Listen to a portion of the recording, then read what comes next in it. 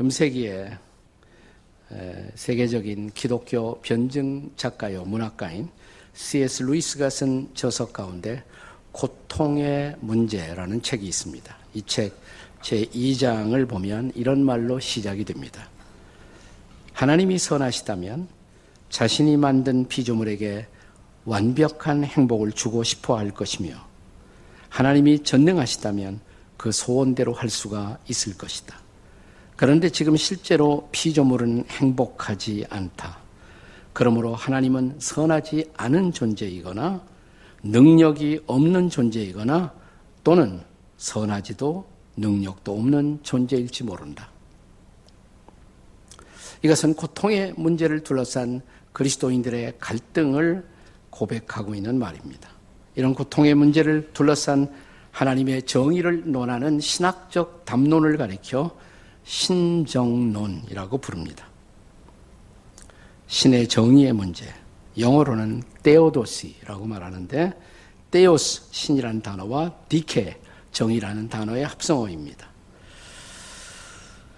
이 세상에 고통이나 악을 허용하시는 하나님, 그 하나님은 과연 정의로우신가를 논하는 논의를 뜻하는 것입니다. 하나님이 전능하신데도 악이나 고통을 그대로 두신다면 그는 선하신 하나님이 아닐 것이고 그가 악이나 고통을 제어할 수 있는 능력이 없다면 그는 전능한 신이 아니라고 말해야 할 것인가라는 그런 딜레마가 포함되어 있는 말입니다. 기독교 역사사상 가장 존귀하고 위대하게 쓰임을 받은 예수님의 제자가 있다면 사도 바울일 것입니다.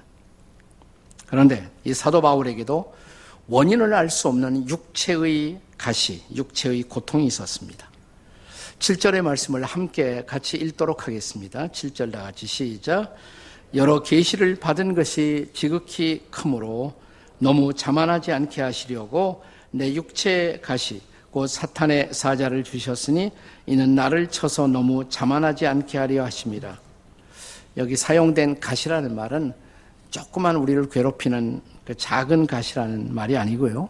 이 가시라는 말이 히라보의 스콜롭스라는 단어인데 이것은 뾰족한 막대기를 뜻하는 것입니다. 그래서 막대기로 쑤셔대는 무섭고도 처절한 고통을 뜻하는 그런 말인 것입니다. 바로 그런 고통을 안고 바울이 살았다는 것입니다. 성경학자들은 바울에게 있었던 이 가시의 정체가 무엇인가를 둘러싸고 많은 논의를 해왔습니다. 어떤 정신적인 질병일 수도 있고 아니면 그를 둘러싸고 있는 어떤 곤란한 문제일 수도 있고 혹은 그를 괴롭히던 어떤 육체적 질병을 뜻할 수도 있다고 생각했습니다. 오늘 대부분의 학자들은 그것이 아마도 육체적 질병이었을 것이라고 생각합니다. 바울에게 말라리아라는 열병이 있었다는 그런 견해부터 시작해서 바울에게 간질이 있었다고 주장한 학자들도 있었습니다. 그러나 보다 보편적인 견해는 바울의 평생을 괴롭힌 안질이 있었다는 견해입니다. 바울이 다메섹 도상을 갈 때 강렬한 빛이 내렸죠 해서 바울의 회심이 이루어지잖아요. 그때 그가 경험했던 강렬한 빛이 아마도 평생에 고칠 수 없는 어떤 질병으로 안질로 남았을 것이다 라는 견해입니다. 갈라디아서 4장 14절과 15절에 이런 견해를 지지하는 것으로 보여집니다. 같이 한번 읽어보겠습니다. 시작. 너희를 시험하는 것이 내 육체에 있으되 그 다음 15절에요. 너희가 할 수만 있었더라면 너희의 눈이라도 빼어 나에게 주었으리라. 너희가 볼 때 시험거리가 바로 내 육체 가운데 있는데 정말 너희들이 눈이라도 빼어 나에게 주고 싶어 했을 것이다. 바울의 아마도 안질의 질병을 간접적으로 시사하는 말씀이었다고 생각이 됩니다.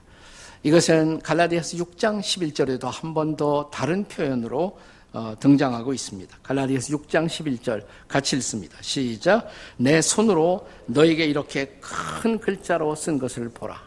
네. 눈이 시력이 안 좋았기 때문에 작은 글자로는 소통할 수가 없어서 아마도 큰 글자. 여러분들 이제 늙어가면 성경이 큰 글자 성경으로 이렇게 변합니다. 네, 바울에게 아마도 이런 어떤 안질의 문제가 그를 평생 괴롭혔던 것으로 보여집니다. 그러니까 시력에 핸디캡이 있었던 거예요. 오늘은 우리가 특별히 뉴 패밀리 주일로 이렇게 보내고 있는데 우리 주변에 핸디캡을 가진 많은 사람들이 있잖아요. 육체의 핸디캡, 혹은 정신의 핸디캡, 혹은 문화적인 핸디캡. 한국이라는 다른 문화 속에 와서 고생하는 사람들, 또 탈북자, 이런 사람들을 또 홀로 사는 분들을 우리의 새로운 가족으로 우리가 품어야 할, 그리고 그들을 위해서 기도해야 할 책임이 있다는 것을 우리가 생각하는 주일입니다. 자, 이런 육체의 시험거리, 질병의 고통과 더불어 우리가 싸워야 할 때, 그때 우리가 할 일은 뭘까요? 다시 말하면 육체의 가시. 그러면 어떻게 하면 좋겠습니까? 첫째로 무엇보다 이 가시가 떠나가기 위해서 우리는 기도해야 할 것입니다. 그게 우선적으로 할 일이에요. 자, 바울도 그렇게 했죠. 8절입니다. 8절 말씀을 함께 같이 읽습니다. 시작. 이것이 내게서 떠나가기 위해서 내가 3번 주께 간구하였더니. 몇 번 기도했다고요? 3번 주께 간구하였더니. 3번만 기도했다는 말 같지는 않아요. 아마도 바울이 그 문제를 위해서 작정하고 작심하고 기도한 횟수가 3번이 아니었나 싶습니다. 그리고 그것은 예수님을 본받은 것이 아니었을까. 예수님이 겟세마네 동산에서 기도할 때도 3차례 나누어서 기도하신 것을 우리가 볼 수가 있습니다.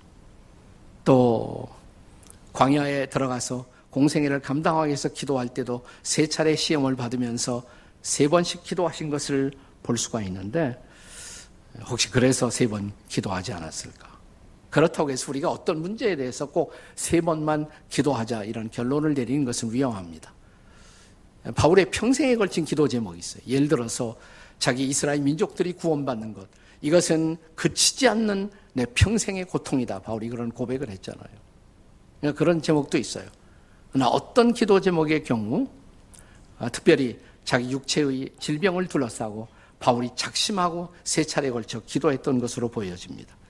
그리고 이 3차례에 걸친 기도 후에 바울은 중대한 어떤 하나님의 대답을 통해서 그 기도의 결론을 정리하고 있는 것입니다. 실제로 바울이 다메섹 도상에서 회심한 직후에 그 강렬한 빛을 받았을 때 처음에 다소간 바울이 실명 상태에 들어갔던 것으로 보여집니다. 사도행전 9장 8절과 9절입니다. 같이 읽습니다. 시작. 사울이 땅에서 일어나 눈을 떴으나 아무것도 보지 못하고 사람의 손에 이끌려 다메섹으로 들어가서 사흘 동안 보지 못하고 먹지도 마시지도 아니한지라. 그러니까 이 회심 직후에 바울은 실명 상태에서 한동안 상당한 고통을 겪었던 것으로 보여집니다. 이때 하나님이 준비한 종 아나니아를 바울에게 보내시죠. 그래서 바울을 만나 바울을 위해서 기도하게 하십니다. 안수기도를 하게 하셨어요.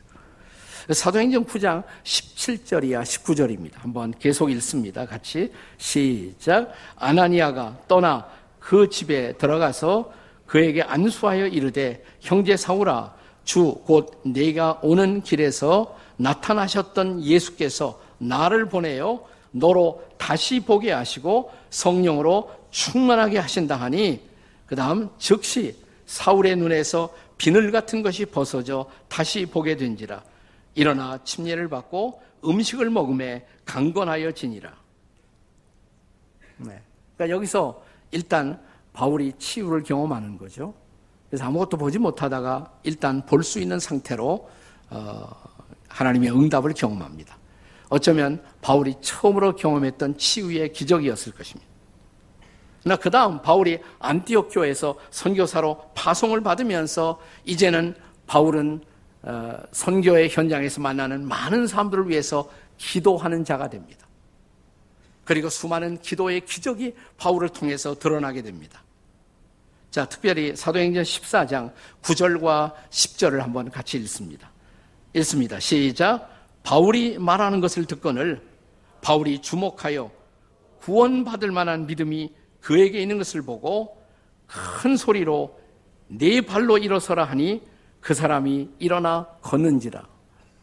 바울이 기도하고 선포하니까 걸을 수 없던 사람들이 벌떡 일어나는 기적이 일어난 거예요. 자, 사도행전 20장에 보면 유두고란 청년의 사건이 일어납니다.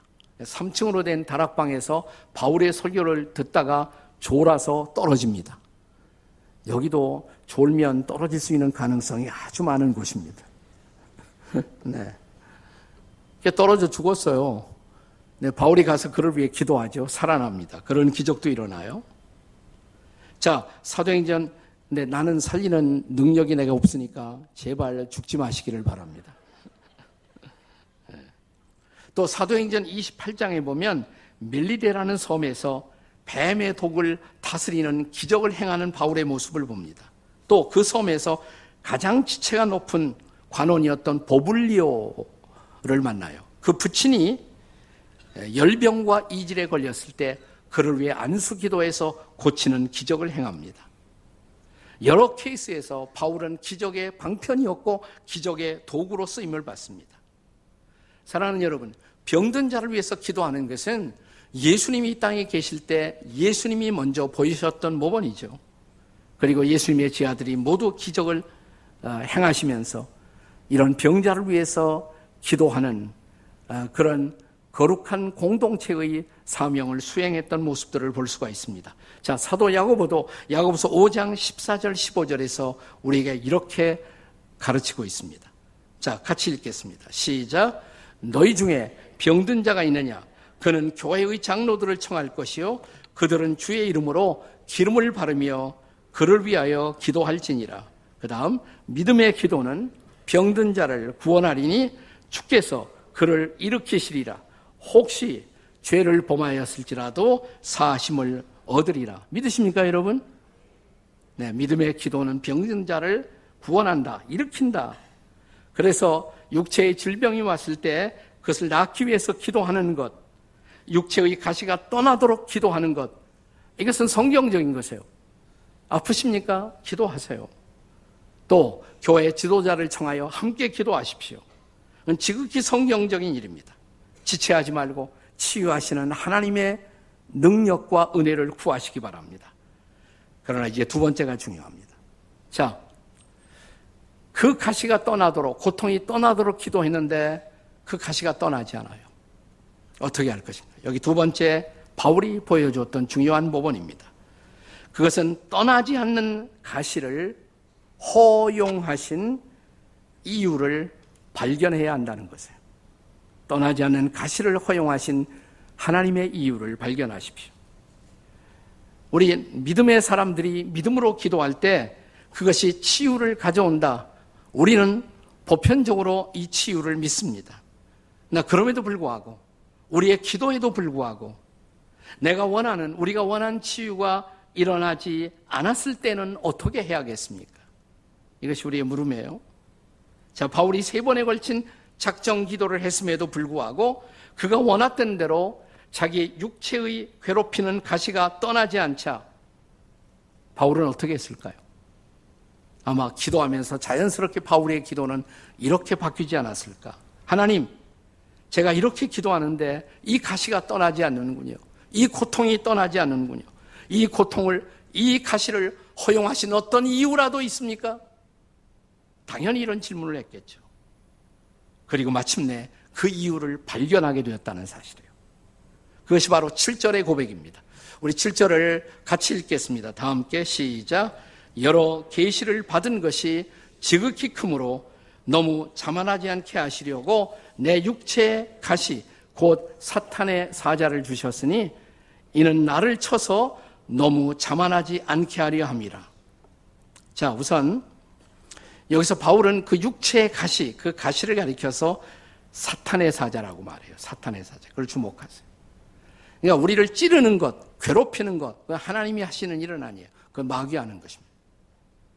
그러나 하나님이 그것을 허용하신 것은 사실이에요. 왜 허용했어요? 기도 가운데서 그 이유를 바울이 발견했다는 것이에요. 한마디로 그것은 나를 자만하지 않게 하시려고.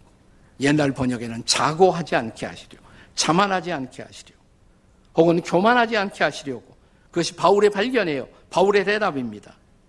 자, 다시 들어보세요. 내가 지금까지 여러 계시를 받은 것이 지극히 크므로. 바울을 통해서 많은 성경이 쓰여졌잖아요. 수많은 계시가 주어졌어요. 하나님은 그를 특별한 종으로 쓰셨습니다. 1세기에 기독교 교회의 파운데이션이 전 세계를 통해서 놓아지는 가장 중요한 기초를 닦는 하나님의 사도였습니다. 이런 위대한 사람 바울이 건강까지 했었더라면 바울은 내가 혹시 신적인 존재가 아닌가, 자기를 신적 존재로 착각할 가능성이 있었던 사람, 그게 바로 바울이에요. 그래서 어떻게 해요? 하나님은 나를 자만하지 않게 하시려고, 다시 말하면 나를 겸손하게 하시려고 육체의 가시를 허용하셨다라는 사실입니다. 바울이 자기가 하나님인 줄 착각하고 마침내 하나님 앞에 도전하다가 하나님의 우상이 되어 살아가는 것보다는 차라리 육체의 가시를 갖고 고통스럽지만 기도하면서 이 가시를 극복하면서 겸손하게 하나님의 사명을 감당하는 것, 하나님 보시기에 그것이 더 나은 삶이라고 하나님이 판단하신 것이죠. 그래서 가시를 주셨다는 거예요. 그대로. 성 어거스틴도 종종 하나님이 나를 겸손케 하신 이유, 그가 나중에 그도 위대한 하나님의 사람으로 쓰임을 받았지만 그의 젊은 날 수많은 방탕함과 수많은 육체의 가시가 그를 괴롭혔습니다. 어거스틴이 그의 유명한 고백론에서 회심 후에 이런 고백을 합니다. 주께서 내게 주를 두려워하는 마음을 주시어 내 교만을 꺾으시고 내 목을 길들여 주의 멍에를 매도록 하셨나이다. 어거스틴의 고백이에요. 어느 날 그의 제자가 그에게 와서 이런 질문을 합니다. 선생님, 그리스도인이 붙잡아야 할 덕 가운데 가장 중요한 덕은 무엇일까요? 어거스틴이 이렇게 대답합니다. 첫째는요, 겸손이고, 둘째는요, 겸손이고, 셋째도 겸손이다. 이런 유명한 대답을 했습니다. 그리고 어거스틴은 또한 이런 말을 자주 자기 주변 사람들에게 가르치고 강조하고 설교로 남기기도 했습니다. 이런 말을 했어요. 천사를 마귀 되게 한 것, 그것이 교만이고 사람을 천사 되게 하는 것, 그것이 겸손이다. 천사를 마귀 되게 한 것, 그것이 바로 교만이고 사람을 천사 되게 하는 것, 겸손이다. 천사 되고 싶으세요? 옆에 사람한테 겸손하세요 한번 해보세요. 겸손하세요. 마귀 되고 싶으세요? 간단해요. 교만하시면 돼요. 교만하시면. 네. 자, 바울 사도를 하나님이 겸손한 사도로 이 땅에서 쓰시고자 그는 육체의 고통을 바울의 기도에도 불구하고 그대로 머물게 하신 것입니다. 그 뜻을 알게 하신 것입니다. 그걸 일단 알고 나니까 바울이 그것을 견딜 수 있었어요. 그러나 바울의 기도는 거기에서 멈추지 않습니다. 세 번째가 중요합니다.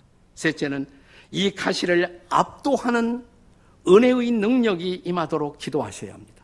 내가 기도했음에도 불구하고 그 가시가 떠나지 않는다면, 고통이 떠나지 않는다면 우리가 반드시 구할 것, 가시를 압도하는 은혜의 능력이 임하도록 기도하십시오. 한번 따라서 하세요. 한번 읽어보세요. 세 번째로 시작. 가시를 압도하는 은혜의 능력이 임하도록 기도하셔야 합니다. 네, 가시는 아파요. 힘들어요. 괴롭혀요. 그러나 이 가시를 압도하는 은혜가 임한다면, 그것을 견디게 하는 그리스도의 능력이 내게 임한다면 그 가시가 아무것도 아닐 수가 있어요. 그 가시를. 자, 바로 그런 능력이 임하는 것입니다. 그런 은혜가 바울에게 임하는 것입니다. 이제 바울의 고백을 들어보십시오. 9절입니다. 다 같이 읽습니다. 9절 시작. 나에게 이르시기를 내 은혜가 내게 족하도다. 이는 내 능력이 약한 데서 온전하여 짐이라 하신지라. 그러므로 도리어 크게 기뻐함으로 나의 여러 약한 것들에 대하여 자랑하리니 이는 그리스도의 능력이 내게 머물게 하려 함이라. 아멘이십니까? 그렇습니다. 바울 사도는 자신의 가시, 자신의 그 연약함 때문에 오히려 주의 능력을 더욱 의지하게 되었고, 그때마다 그 가시는 아직도 나를 아프게 하고 있었지만 나 그 가시를 압도하고 나에게 맡겨주신 하나님의 사명을 완수하는 일에 조금도 지장이 안 되도록 나는 그 하나님의 능력을 의지하고 일할 수가 있었던 것입니다. 바울이 그것을 체험한 거예요. 그래서 마침내 그는 10절에서 이렇게 선포합니다. 10절에 바울의 선포를 다 같이 읽습니다. 시작. 그러므로 내가 그리스도를 위하여 약한 것들과 능력과 궁핍과 박해와 곤고를 기뻐하노니 이는 내가 약한 그때가 강함이라. 아멘. 그러므로 여러분과 저를 찌르는 가시, 그 고통이, 그 아픔이 나를 힘들게 하거든 엎드리십시오. 그리고 은혜를 구하십시오. 이 고통을 압도하는 은혜를 달라고, 능력을 부어달라고 기도하십시오. 그러면 주님이 그것을 감당하게 하실 것입니다. 그리고 여러분은 여전히 여러분의 인생의 놀라운 미션을 수행하는 삶을 살게 될 것입니다. 미국의 오클라호마주의 한 시골에 할아버지가 목사였던 그 집안에서 자라난 한 소년이 있었어요. 어려서부터 늘 교회 생활을 했죠. 그런데 그는 아버지에게 한 번도 칭찬을 받아본 경험이 없어요. 늘 아버지 사랑에 굶주렸습니다. 그가 이제 중학생이 되었을 때 그는 중학교 다니면서 이상하게 그는 자기와 같은 동성 남자 소년들에게만 자기 마음이 끌리고 여성들에게 끌리지 않는 자신의 모습을 발견합니다. 동성애죠. 아버지 사랑 받지 못한 사람들이 거기에 빠질 수가 있어요. 네. 그래서 동성애에 빠져들어갔어요. 대학생이 되었습니다. 오클라호마의 크리스찬 대학에 입학했지만 대학에서도 비밀리에 동성애 친구를 만나 사귀면서 자기 마음에 고통스러운 죄책감을 더해갑니다. 내가 이렇게 살면 안 되지. 나도 정상적으로 살아야지. 그래서 이성과도 연애를 시도했어요. 멜린다라는 이름을 가진 여학생을 만나 이성의 사랑을 시도했지만 왜 그런지 자기 마음이 잘 움직여가질 않습니다. 대학 졸업을 앞두고 난 너를 불행하게 만들고 싶지 않다. 그리고 자기 그 여자친구와 헤어집니다. 인간적으로는 좋아했지만 성적인 끌림을 느끼지 못했기 때문이었습니다. 그 후 한때 너무 고통스러운 나머지 그는 자기 집에서 가스를 틀어놓고 자살을 시도하기까지 했습니다. 그가 깊은 절망 속에 빠져 들어갔을 때 그 무렵 전화 한 통을 받습니다. 제가 좋아하는 선배 크리스찬이었는데, 야, 내가 꿈을 꿨는데 말이야. 내 꿈을 꿨는데 놀랍게도 내가 작곡을 하더라. 그리고 네가 만든 노래가 온 세상에서 불리워지는 그런 꿈을 꾸었어. 근데 말이야, 우리 엄마도 똑같은 꿈을 꾸었어. 너 한번 작곡을 해보면 어떠니? 사실 그때 이 친구는 마지막으로 자기 동성애 문제를 해결하고 신앙을 바로잡기 위해서 신학교 갈 생각을 하고 있었어요. 그런데 선배에게 이런 요청을 받고 이상하게 마음이 움직입니다. 그래서 그 집으로 들어갑니다. 우리 집에 와서 한번 같이 살면서 너 음악 작곡을 해보라고. 그 식구들이 음악을 좋아하는 친구들이었어요. 집도 크고 좋은 피아노도 있고. 그래서 옮겨서 그 집에 들어가서 삶을 시작합니다. 이 따뜻한 사랑을 받으면서 이 좋은 조건 속에서 그는 피아노를 두드려 작곡을 시작합니다. 그 전에도 한 두세 곡 시도를 했습니다마는 이 격려를 받으면서 음악을 작곡해 보았어요.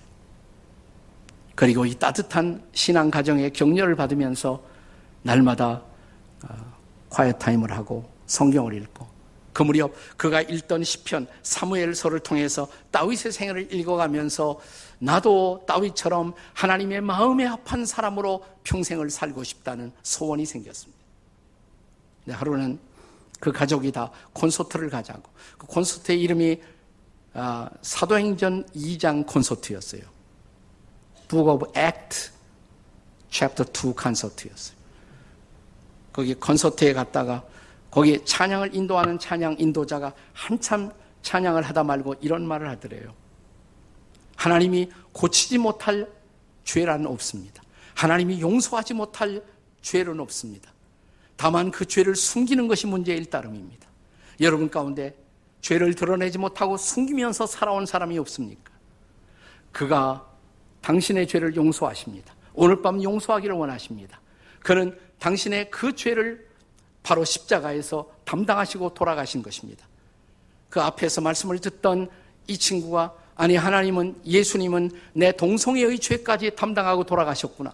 그 사실을 처음으로 깨달아요. 그리고 그분은 부활하셔서 당신에게 새로운 삶을 주시기를 기뻐하십니다.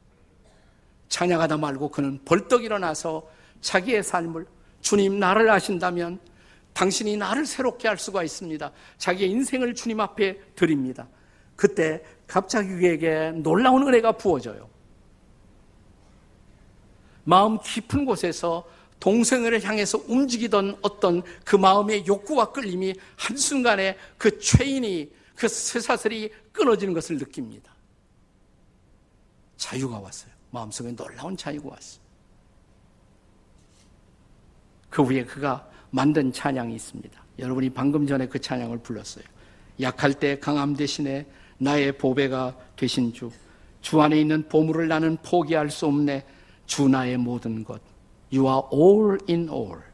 십자가 죄 사하셨네. 주님의 이름 찬양해. 주 나의 모든 것, 쓰러진 나를 세우고 나의 빈잔을 채우네. 이 사람이 바로 데니스 저니건이라는 이름을 가진 사람입니다. 데니스 저니건. 이 찬양의 작곡자예요. 작사자이기도 하고. 이 사건 이후에 그는 옛날 친구를, 대학 시절에 자기가 좋아했던 친구 멜린다를 다시 만납니다. 새롭게 사랑을 시작합니다. 그리고 드디어 결혼을 합니다. 멜린다와 결혼을 해요. 결혼을 하고 자식을 낳습니다. 얼마나 낳았을까? 이만큼. 9명의 자녀를 낳았어요. 9명의 자녀. 그리고 그는 전 세계를 다니면서 하나님은 동성애도 고칠 수가 있다고, 동성애를 통한 그 어둠 속에서 우리를 풀어줄 수가 있다고, 그는 이 증거를 하면서 주님의 사랑을 증언하는 놀라운 하나님의 사역자가 되었어요. 여러분, 이 데니스 전에게 임했던 그 은혜 우리에게 필요하지 않아요? 그에게 임했던 그리스도의 능력이 우리에게 필요하지 않아요? 데니스는 이렇게 말합니다. 자기는 지금도 그런 충동을 느낄 때가 있대요. 그러나 그것은 더 이상 내 인생을 절대로 지배하지 못한다고. 왜냐하면 내 모든 가시를 압도하는 주의 은혜가 임했기 때문에, 그 능력이 나를 붙들고 있기 때문에 나는 옛날 삶으로 돌아갈 필요가 없다는 것입니다. 나는 오늘 밤 그 은혜가, 오늘 이 아침에 동일한 은혜가 우리 인생의 자리에 임할 수 있기를 그리스도의 이름으로 축원합니다. 그 능력이 임할 수 있기를 바랍니다. 그 능력을 붙들고 일어나십시오. 그리고 새로운 삶을 출발하십시오. 주께서 저와 여러분의 삶 속에 놀라운 그분의 능력을 경험하면서 우리도 바울처럼 선포하게 될 것입니다. 내가 약할 그때가 강함이라고. 나는 이제 나의 약함을 자랑할 수가 있다고. 그것 때문에 은혜 받았고, 그것 때문에 기도했고, 그것 때문에 주의 능력이 내 인생 속에 임한 것입니다. 이 은혜가 함께하는 이 시간이 될 수 있기를 주의 이름으로 축원합니다.